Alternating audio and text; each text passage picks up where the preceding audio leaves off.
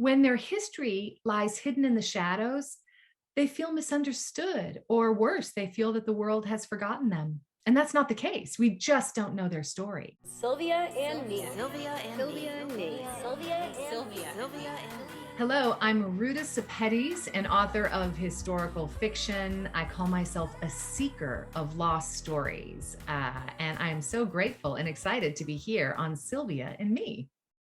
Ruta, thank you so much for joining me here today. As you said, you're an author of historical fiction, but it's not just historical fiction. You go after underrepresented history, stories that we probably, most of us don't know about unless maybe we have a relative or we're really historians and looking and lived through it and so on and so forth. And we're going to get into your newest book shortly. But what I'd like to do is kind of talk about a little bit of the origin, because I understand one of your first books was called The Adventures of Betsy. You were about 9 years old, and that kind of changed your life, not exactly from writing, but go ahead, tell the story. Oh, you've done your research, Sylvia. Oh my goodness. The Adventures of Betsy. Yes, not many people know about that. But the truth is, I wanted to be a writer from the time I was 9 years old. And my third grade teacher gave an assignment, a creativity assignment: take the expected and make it unexpected. And this was my great chance. I could write a novel, and I wrote The Adventures of Betsy. And I received an A on the assignment. The students loved it. A friend asked if she could take it home, and her mom called my mom and said, "Have you read The Adventures of Betsy? Because something is seriously wrong with your daughter." And long story short, The Adventures of Betsy became a banned book in third grade. And what child, what human being wants to be at the center of an enduring drama? And it stole my courage, Sylvia. I swore I would never write a book. And do you know that for 20 years, I didn't write another book because of my banned adventure with Betsy. In fact, you went into a totally different industry. I did. And what's interesting is, at that time, as a young girl at 9 years old, I perceived that experience with the book being banned as a failure. So much so that I thought, well, goodness, I wanted to be a writer. Now what do I do? And I pivoted, and I loved music. And so I pursued music and realized fairly early on that I did not have the goods, the talent, to be a vocalist or a performer myself. So my degrees are in international finance and international management, and I moved to Hollywood. And for 22 years, I worked in storytelling, but in music. I mean, a song is a 3-minute story. That's right, it is. It is. And if you think about it, there's a beginning, a middle, and end. There are characters in these songs. And I was helping songwriters and producers and rock bands and film composers tell stories through music. And I did that for over 20 years and realized quickly that when we put an element of our own story, our own personal truth into our work, it's much more resonant, and therefore it was much more likely to become successful. So I was asking these songwriters, what's your story? And one day they asked me, they said, "Hey, Sepetys, what's your story?" And I told them I was Lithuanian, and no one knew what that meant. No one knew what that meant. They said, "With all due respect, we don't know what that means to be Lithuanian." And that's when I really thought, wow, what if I did go down this path and investigate? What does it really mean to have an underrepresented story? Could I give voice to, initially just thinking I would give voice to my own culture and history. And now it has just blossomed into something much bigger than that. Now, you actually went to Lithuania. You were born in Michigan, but your father, I believe, is a refugee from Lithuania. And you went and accompanied him on a trip to Lithuania. How did that impact what you wound up doing? Well, initially, when Lithuania regained their freedom and my father went back, imagine 50 years had passed. And for many of our extended family members, the regime, Stalin, hung over them like a cold shadow. They were very frightened. And initially, they didn't share the full story with my father as to what had happened. They were just so grateful to reunite with family. But when I went back to Lithuania on my own, that's when my cousins said, they're not being honest with you and you don't know the full story. And they explained that when my father fled from Lithuania and spent 9 years in refugee camps before making it to the United States, that when the Soviet secret police came looking for the family and his relatives, and they couldn't find my father's family, they arrested and deported a dozen of our extended family members to Siberia, to labor camps and death camps and gulags. And my father didn't know that story. And I had to go home and share that with my father. And what made an impression on me is that in school, I studied the crimes of Hitler. I didn't study the victims of communism. And now I found out that that history affected my own family, and I wanted to know more about it. Amazing how certain things just all of a sudden, I was going to say fall in our lap. It's just certain events we learn about that we have no idea because people didn't talk about them. Exactly. Yeah. And I find that for these people, when their history lies hidden in the shadows, they feel misunderstood, or worse, they feel that the world has forgotten them. And that's not the case. We just don't know their story. Well, that's it. We don't know their story. And that is so true on so many levels. And what you've done really is bring out some of those hidden stories. And you've done it in a way that you do your research and you do really in-depth research. You do have a new book out, I Must Betray You. How long did it take you to write this book, which we'll talk about and we'll go into what it's about in a couple of minutes, but how long does it take you to actually do the research? Where do you even start? Well, depending on the subject that I'm writing about, it takes anywhere from 3 to 7 years. And I know that sounds overwhelming, but I can't tell you how exciting it is. It's research to me, swap the word research with investigation. It's like being a historical detective. I get to go in and interview people, and I always start in the same place. I read all the nonfiction that has come before me. Historical fiction sits on the shoulders of nonfiction. And so I read memoirs and testimony, dissertations, academic papers, biographies.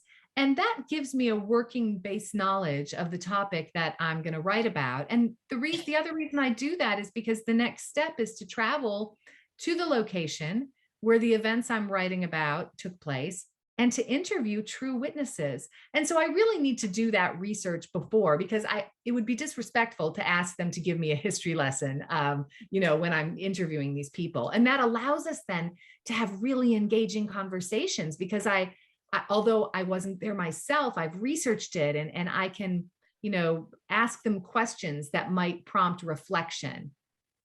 Well, as we just said, your newest book, I Must Betray You, takes place in Romania in 1989. And yes, for some people, it doesn't sound, it's 1989. I mean, is it really that long ago? My son was born in when was he born? 1987 and 1984. So it doesn't really sound that long ago, yet it is history, and it's a piece of history that a lot of people don't know.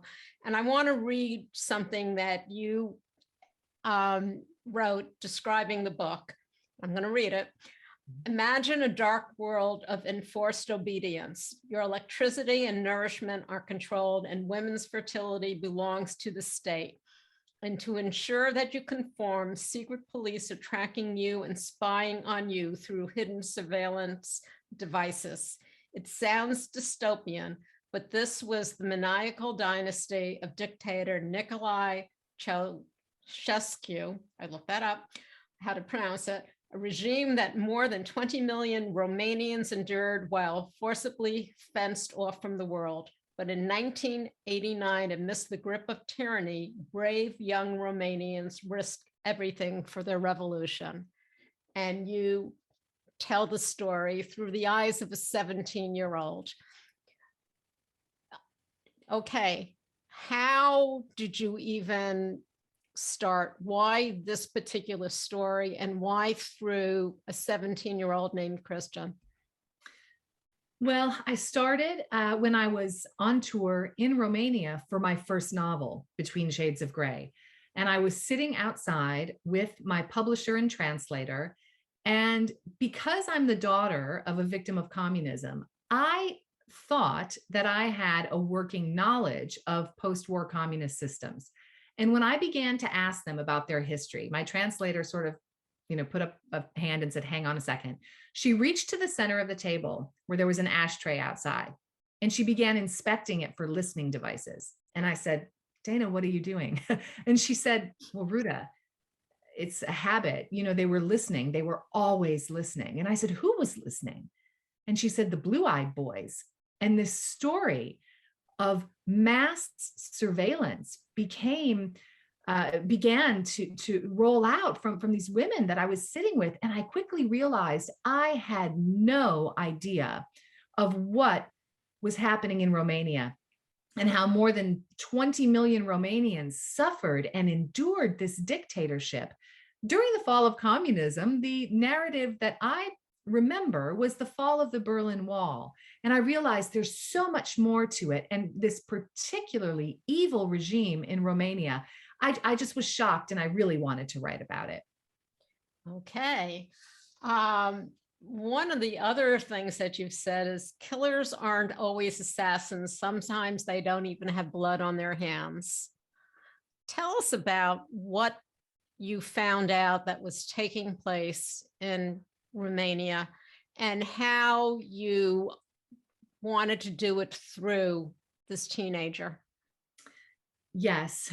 So Romania was under the dictatorship, as you mentioned, of this maniacal dictator, Nicolae Ceaușescu, who needed to control the population. And to do that, he used a secret police force, the Securitate, and he recruited people as informers. And eventually the goal was to control people through their own fear. And remember, this was during a time when Romania was fenced off from the world. People weren't allowed passports. They couldn't travel freely. They couldn't come and go from the country. The electricity was controlled, the nutrition controlled. I mean, women's bodies belonged to the state. There was a tyranny of fertility that was going on. And it was hopeful that every woman would give birth to 10 children.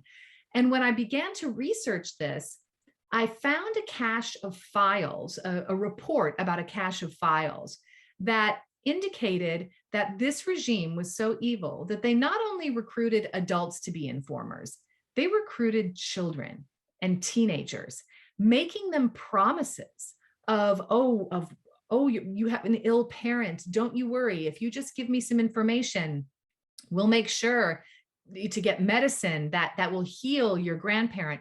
This was so evil.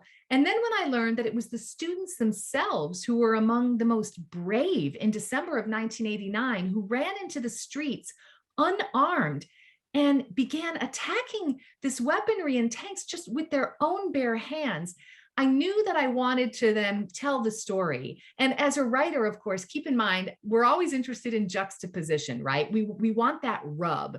We want to put these opposites, facing each other. So we have this passionate 17-year-old high school student who wants to be the author of his own destiny up against this maniacal dictator who his life, this kid's life means nothing to him. Who will prevail and what will happen. And so that was the approach to it. Okay. And in kind of describing what you just described, we're living in a part of what will be history, and we don't know what the history will exactly be, with Russia and Putin invading Ukraine. Could you have ever imagined that some of what you were writing about, which of course you finished the book prior to this taking place, not that long ago, the book just came out recently. Tell us how it almost feels to see and hear what's going on when you wrote about something not too dissimilar from what Putin is trying to do right now. It's honestly devastating for me, knowing and doing so much research about what happened and researching the playbook, the Soviet playbook that then became, the Russian playbook that then became Putin's playbook, knowing how the Russian people themselves are suffering, how they are victims. It's so incredibly painful for me that I actually have to try to change the altitude and look at this almost as if I'm researching for a project, because it's so, it's so painful. Also because I do bring, of course, a bias to this because my family members were victims of the Soviet regime. So in my mind, I've always carried with me this possibility of what if. It's always been in my heart and in my head that this could be possible, even though we don't want it to be possible. But it's happening now during what I've recently reflected, and I wonder what you think about this, in this era of the inconceivable. We've just been through a pandemic, which, which was so inconceivable that right. And on a global scale, this seemed dystopian. It seemed like a movie, this pandemic. And now to move to such an inconceivable act of war that in some cases, the Ukrainians themselves did not and could not believe this was possible. A week before the invasion, when I took part in a briefing with a group in Lithuania, and I asked some of the young people, what's happening and how are you preparing for this? And they said, you are so paranoid. It was literally inconceivable to them. They said, no, this will never happen, our older relatives. So it's painful for me that we see this repetition, or as Mark Twain called it, this rhyming element of history. However, I will say that through my research, I have the benefit of knowing that there is hope amidst hardship, and we can find strength in struggle. Sylvia, you know that. And sometimes amidst the worst, we have a chance to reveal our best, and we're seeing that. And I'm hoping that it's inspiring and uniting the world, perhaps in a new and unique way. I think it is. I'm hoping it is, as you are. The Ukrainian people, and how they're standing up to the bully, as I call him, and fighting back with almost nothing. Compare it to the students that fought back and ran into the street with nothing. In Ukraine right now, you have women who are dropping their babies off in safe places and coming back to fight. You have women who are going up to the Russian soldiers and offering them a phone to call their mother in Russia and tell them what's going on. You have all of that. So it is, as much as we don't want history to repeat itself, as you said, you have hope, because what this has done, what it seems to be doing, is uniting so many against what is going on. Oh, against Putin and his regime. You're so right. And speaking of women, I'll use the country of Lithuania because that's my background. Lithuania lost an entire generation of men during this Soviet, annexation, occupation. And now we're seeing the Ukrainian men are forced to stay behind. The women and children are fleeing. What happens to a country when they lose a large proportion of their men? What I'm seeing now that's so inspiring, in the countries where this happened previously, Lithuania, Latvia, and Estonia, Lithuania's prime minister is a woman, and she was out there the other day in a flak jacket. She is training with the Home Guard as a defense. Like the previous minister of defense, the previous president of the country. We're seeing these incredible women, and the world is seeing now what these women are capable of, and and what's possible. And I see that in Ukraine every day on the news, and I just get so choked up and fired up. And fired up, and that's the thing, because it is horrific. It's I've never seen anything like this.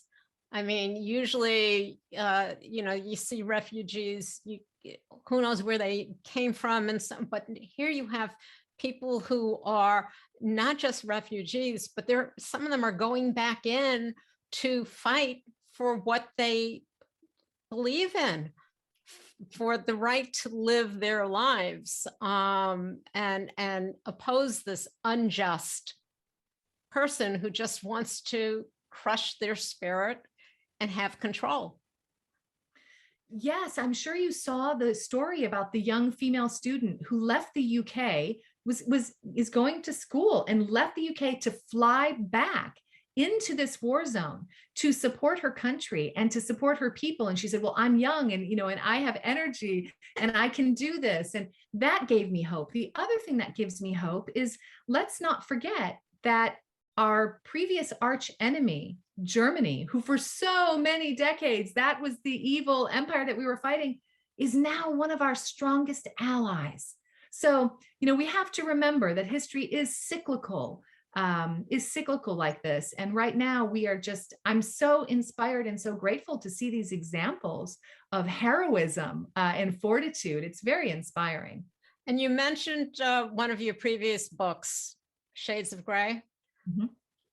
Isn't that now being made into a movie?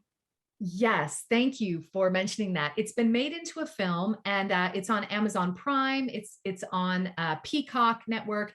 It's called Ashes in the Snow, and the story is very reminiscent of what we're seeing now, of this country that was occupied, invaded, people were deported to Siberia, and we have the character of a Soviet guard who is half Ukrainian and half Soviet, and how he suffers at the hands of his own regime because he is half Ukrainian.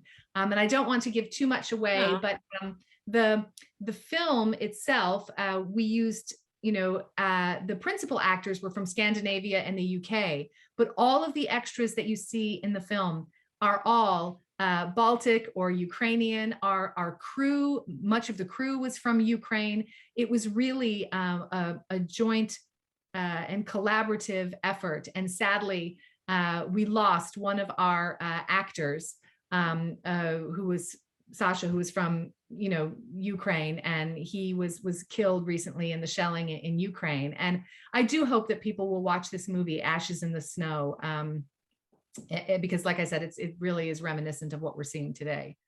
Well, that's a historical fiction.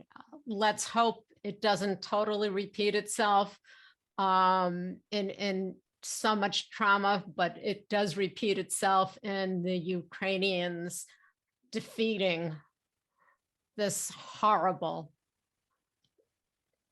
person, and what he is looking to do for no reason at all. Yes, for absolutely no reason at all.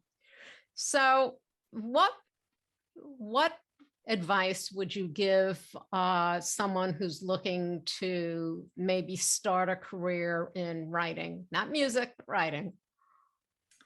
I'm so glad you asked this, because I really wish someone would have shared this information with me, is to give yourself permission to fail again and again, and to understand that it takes many roads to get to a destination. It's very rare that we take one road to get where we're going. We don't. We take many roads, the car breaks down, we get lost, we pull over in a parking lot and swear and cry, and then we get back on the road.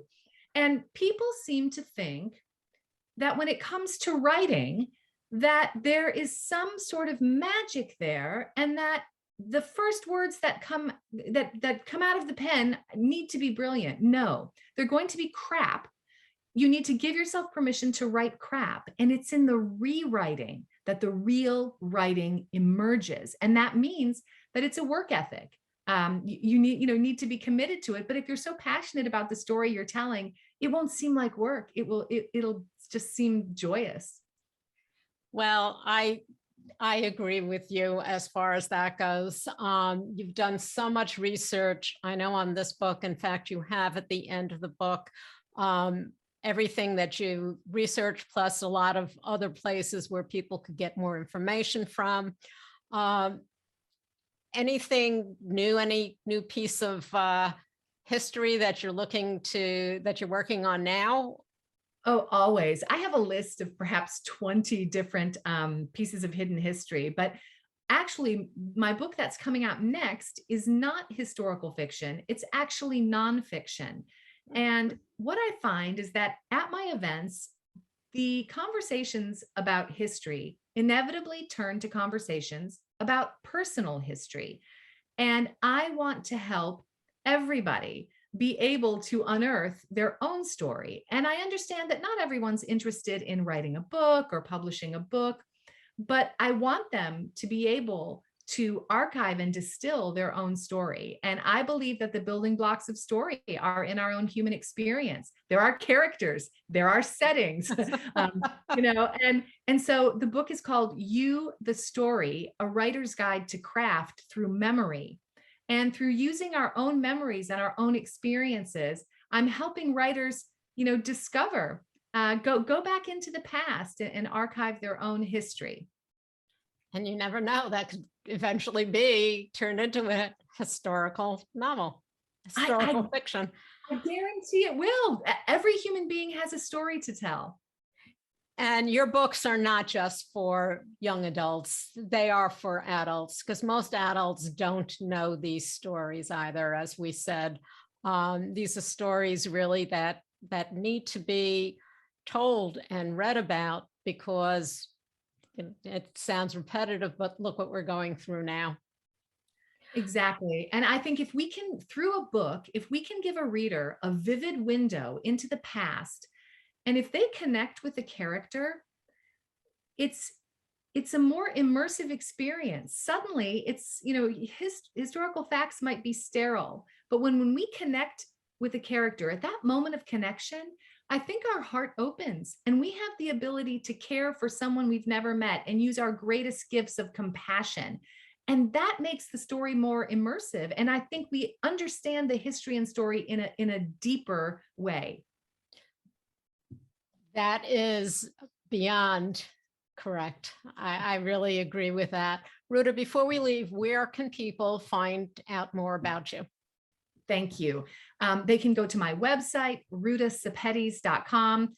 Easier, go to historyishiding.com. And that will I love that. My website, historyishiding.com. And I'm in all the usual places. I'm on Facebook and Twitter at Ruta Sepetys, and on Instagram at Ruta Sepetys author, and on Goodreads and all of these places. And I would love to hear from your listeners and interact with them. Fantastic. Thank you so much for joining me here today. Fascinating.